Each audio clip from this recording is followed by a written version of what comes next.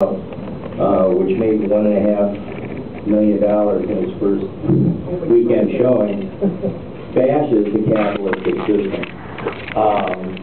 Capitalism is good and bad. There's many things. There's nothing wrong with capitalism. It's how people in positions of power can distort it and take advantage of people, and nobody likes that. But the thing is, you look at the 200 years of our country and the freedoms that we've had in the past and continue to have. There's been bad times and good times socially, but if you look at what we generated from being in log cabins 200 years ago to inventing iPods, PCs, and MRIs, and all the major things in the world that we see, were all grown out of a free market system that developed a huge engine to create lots of money for the very rich people, but also the entire world benefited from our trade. So I just want to make a couple points on what's going on with the health care plan right now. There's no such thing as a free lunch. How many people in this room think that America is the greatest country in the world? Okay.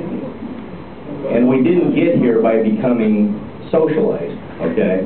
We got here by free enterprise, capital markets, and the ideal, I really respect the people on the opposing this, because they're so idealistic and they have a love and compassion for the people in this country and the poor and the people that can't take care of themselves.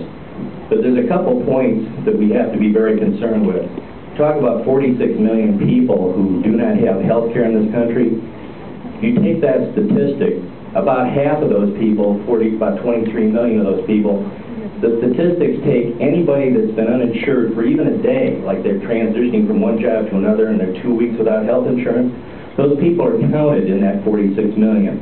There's another large portion of those people that are young people under 30 years old that feel that they're bulletproof, nothing's going to happen to them, and I'd rather buy a large screen TV and spend a couple $100 a month on that than I got a couple $100 a month on health care, so they're uninsured also. In that quote, there are also illegal aliens, about 8 to 15 million of those. So it's important to understand that the legislation says that we're not going to cover them, but you know we do, because the federal law says that anybody that shows up in an emergency room has to be covered. So I feel that those are a couple of points. The other thing is that everybody on Medicare, most of the people in here are on Medicare or will be very shortly. Every one of the plans, the Senate bills and the 3 House bills that are there right now, they all say that they're going to save $400 billion by reducing Medicare expenses. How are they going to do that without rationing care, cutting things down, like you see many people in the room with scooters? They're not going to cover that kind of stuff anymore.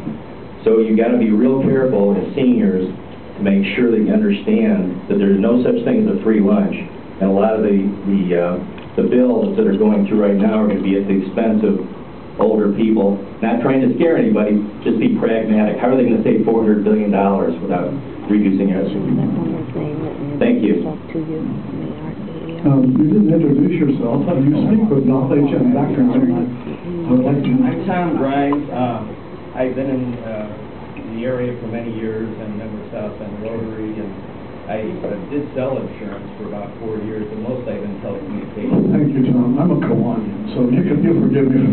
Give me the grip. Thank you, Tom.